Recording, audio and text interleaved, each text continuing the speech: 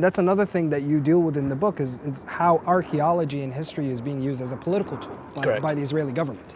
So in any archaeological site, there's a decision to be made about, in a sense, what you display to the public, because it's in the nature of archaeology that there are many different layers. There's the present, the 18th century, the 15th century, the medieval period, before it, the earlier periods. But what happens now in Israel is that they dig down through all the Ottoman period, through the Byzantine period, and just present the rediscovery of the Jewish past.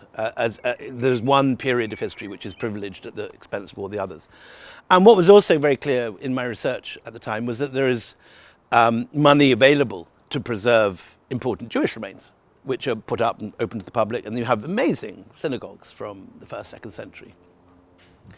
But equally, alongside that, there was a case of, in a complex that was discovered next to Damascus Gate on the edge of the old city of Jerusalem, the synagogues were preserved, but the Armenian chapel had the road built over it and was not saved. The mosaic was lifted and taken off to a museum.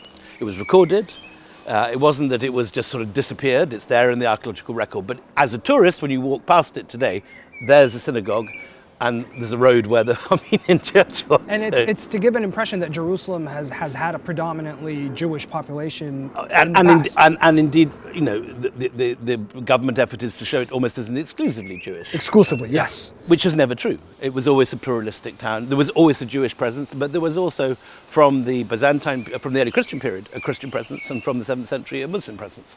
And that is the glory of the Levant. It is this incredibly mixed world where different religions, different ethnic groups all manage to form some sort of coexistence.